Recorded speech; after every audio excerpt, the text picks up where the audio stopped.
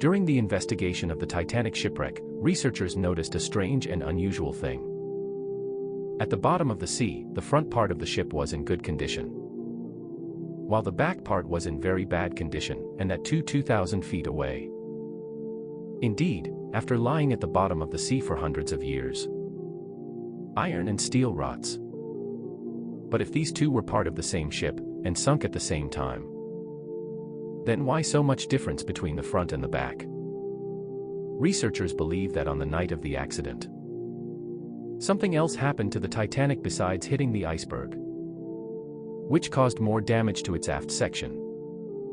But the question remains, what was it? Welcome back, once again to SMTV's videos.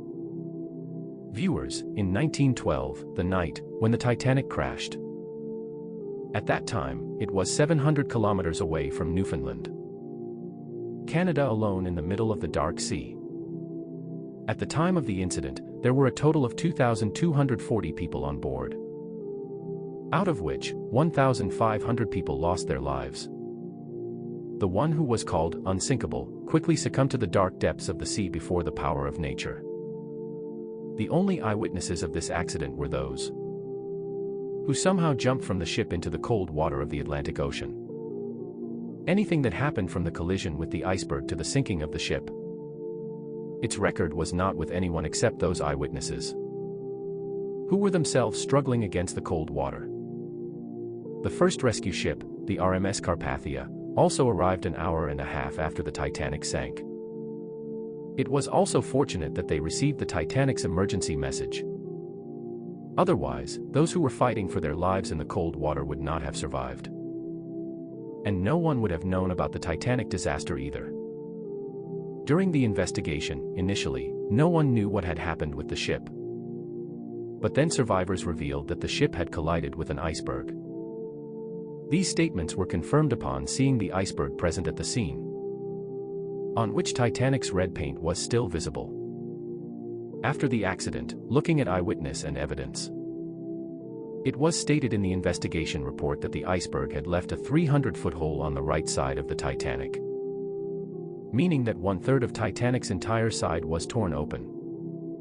But on the other hand, an eyewitness stated that it took nearly 2.5 hours for the ship to sink. Investigators believe that if the iceberg had indeed created a 300-foot gash on the Titanic, then it should have sunk not in 2.5 hours, but rather in a matter of minutes. But what the truth was, no one could know at that time. To know the truth, it was necessary to find the Titanic ship. The search for the Titanic continued for many years. And with each passing year, this mystery becomes more serious.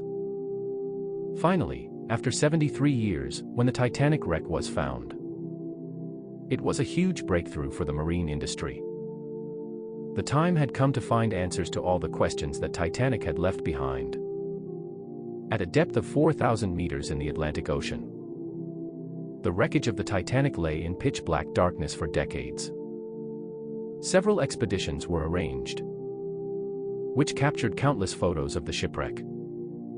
Oceanic explorer P.H. Nargeolet has visited the Titanic wreck more than 30 times. But he never saw the 300-foot hole even once.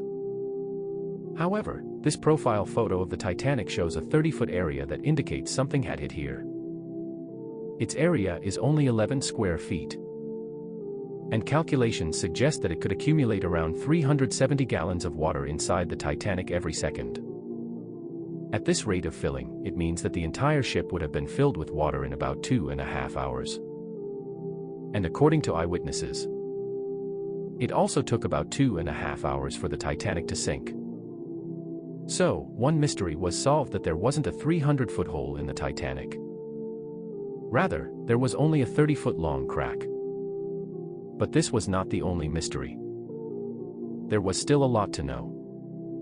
During the investigation of the Titanic shipwreck, researchers were not able to understand this.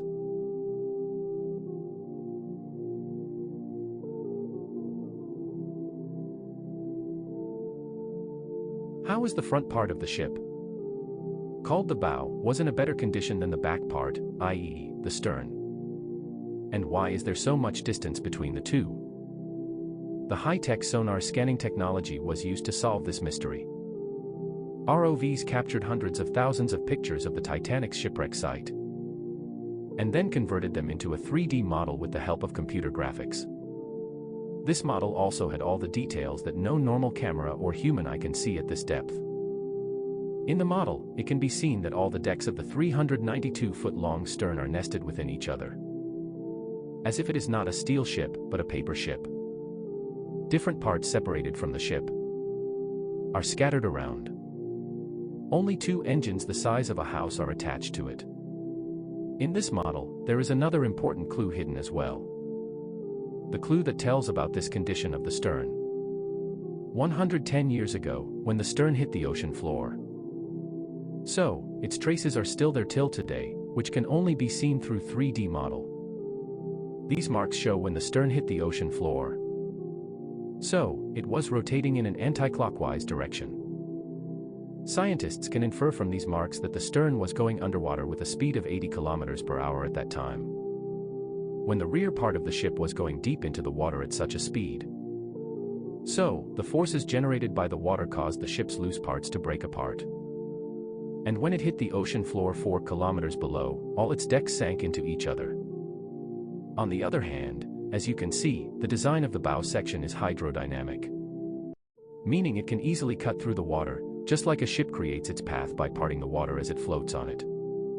This is why the bow section was not rotating as compared to the stern. Neither the water forces were directly attacking it. Finally, another mystery of an incident that happened 110 years ago has also been unraveled. But there is another question that needs to be answered. The question is, when did the Titanic ship separate into 2 parts?